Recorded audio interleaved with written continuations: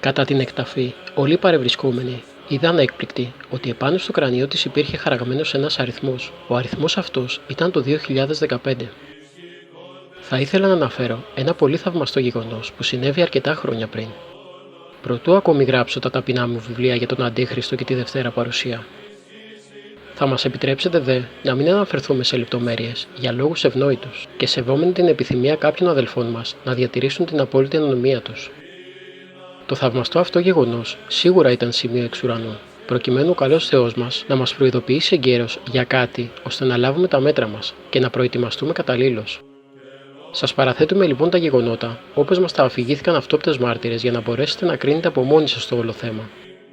Πριν από πολλά χρόνια, σε κάποιο χωριό της Εύβοιας, ζούσε μια ηλικιωμένη γυναίκα, η οποία αποτελούσε την εξαίρεση των ημερών μας, διότι ήταν σύμφωνα με όλους τους γνωστούς, φίλους, οικείους και συγχωριανούς της, πολύ ενάρετη, φροντίζοντας να μην στεναχωρήσει τίποτε το Θεό και παραδειγματίζοντας με την ταπεινή ζωή της και την αγαθή ψυχή της τους υπόλοιπους συγχωριανούς της. Η γερόντισσα αυτή κοιμήθηκε στη δεκαετία του 90. Όταν λοιπόν ήρθε η ώρα της εκταφής της, συνέβη ένα πολύ παράδοξο γεγονός, το οποίο συγκλώνησε τους παρευρισκομένους, αλλά δεν μπόρεσαν να δώσουν τότε κάποια πιθανή εξήγηση. Θεώρησαν όμως χρέος τους, λόγω της αγιότητος της γυναικός, να μεταφέρουν και σε άλλους το θαυμαστό αυτό γεγονός.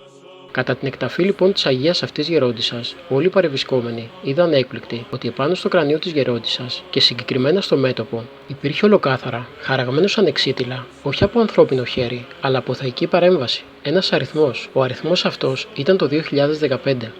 Το ακόμη πιο εντυπωσιακό δε είναι ότι όσοι θέλησαν να φωτογραφίσουν ή να βιντεοσκοπήσουν το κρανίο δεν το κατόρθωσαν. Σε καμία φωτογραφία δεν αποτυπώθηκε ο αριθμός και σε κανένα βίντεο δεν υπήρχε. Όλοι όμως όσοι ήταν εκεί το είδαν και μάλιστα στην προσπάθειά τους να καταλάβουν τι συμβαίνει επιχείρησαν να σβήσουν κάποια μικρή γωνία. Αλλά ούτε αυτό στάθηκε δυνατό, αφού ο αριθμός αυτός ήταν ανεξίτηλος. Το κρανίο με τον αριθμό αυτό υπάρχει μέχρι και σήμερα και φυλάσσεται σε οικογενειακό οστεοφυλάκιο. Ο ευσεβής ιερέας που ετέλεσε την εκταφή, ο οποίος ζει μέχρι και σήμερα και γνωρίζοντας την αρετή της γυναικός από κοντά, αντιλήφθηνε αμέσως ότι πρόκειται για θείο μήνυμα. Πως κάτι δηλαδή ήθελε να μας πει ο Θεός για αυτή τη συγκεκριμένη χρονολογία. Τι όμως ακριβώς δεν μπορούσε να γνωρίζει, όπως μας πληροφόρησε. Γιατί άραγε ο Θεός έγραψε τον αριθμό 2015 επάνω σε ένα ανθρώπινο κρανίο? Τι συνέβη εκείνη τη χρονιά που ήθελε να μας προειδοποιήσει? Το θαυμαστό αυτό γεγονός μας το επιβεβαίωσαν. Ο ίδιος ο σεβαστός ιερεύς που έκανε την εκταφή, πατήρ Θεόδωρος. Πολλοί αυτόπτες μάρτυρες της περιοχής. Καθηγούμενοι γνωστής ιεράς μονής της Αττικής. Και ο πολύ γνωστός σε όλους μας Αρχιμανδρίτης Νεκτάριος Μουλατσιώτης.